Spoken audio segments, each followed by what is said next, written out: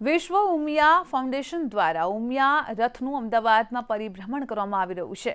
ત્યારે અમદાવાદમાં નિકોલના સહજાનંદ ક્રિસ્ટલ એપાર્ટમેન્ટમાં રહીશો દ્વારા ઉમિયા રથના સ્વાગત માટે ખાસ આયોજન કરવામાં આવ્યું હતું। તેમજ વિસ્તારના અંદાજે 50,000થી પણ વધુ લોકોએ સવારથી ઉમિયા રથનું સ્વાગત કર્યું હતું। છેલ્લા ઘણા સમયથી ઉમિયા ધામનું શોભાયાત્રા ઉમિયા રથ અમદાવાદના પશ્ચિમ વિસ્તારમાં અને તે બાદ પૂર્વ વિસ્તારમાં નીકળવામાં આવી હતી। ત્યારે હવે નિકોલ વિસ્તારના રહીશો દ્વારા પણ ઉમિયા રથના રાત્રિ રોકાણનું પણ આયોજન કરવામાં આવ્યું હતું।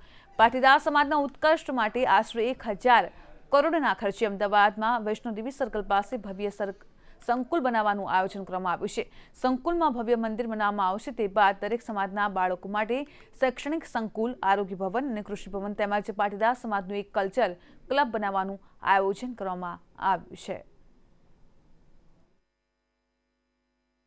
આપણી જગત જનની માં ઉમિયા અને એમનું વિશ્વ ઉમિયા ફાઉન્ડેશનના ઉપક્રમે આ રથનું પરિભ્રમણ એ સમગ્ર અમદાવાદ શહેરમાં સૌપ્રથમ પશ્ચિમ ઝોનમાં અને હવે પૂર્વ ઝોનમાં આ બે ઝોનમાં આ રીતે રથના પરિભ્રમણનું આયોજન થયું છે। પાટીદાર સમાજના ઉત્કર્ષ માટે આશરે 1,000 કરોડના ખર્ચે વૈષ્ણોદેવી સર્કલ પાસે 100 વીઘા જમીનની અંદર અમારું આ સંકુલ થવા જઈ રહ્યું છે।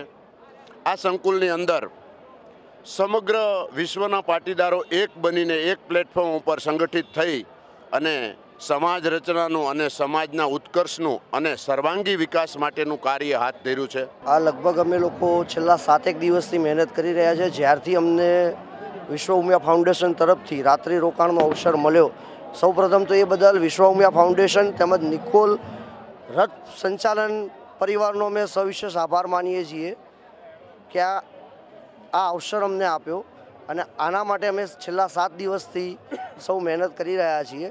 જેમાં સવિશેષ અમારી મહિલાઓની મહેનત છેલ્લા 3 દિવસથી નોન સ્ટોપ થાક્યા વગર જાતે શણગાર કર્યો છે। એટલે અમે સોસાયટીની તમામ મહિલાનો સવિશેષ આભાર માનીએ છીએ। ઉમિયા માતા કી જય।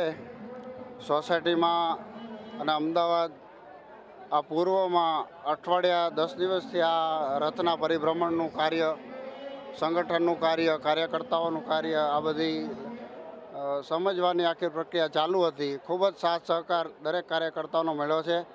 ત્યારબાદ અમને સોસાયટીમાં સવિશેષ અમદાવાદ પૂર્વની અંદર સહજાનંદ ક્રિસ્ટલના અમે તમામ રહીશોએ નક્કી કર્યું કે 18 તારીખ રાત્રે માતાજીનો અહીંયા ઉતારો રાખીએ અને દરેકની ઈચ્છાથી આજે અમે આ કાર્યને સફળતા તરફ લઈ જઈ શક્યા છીએ।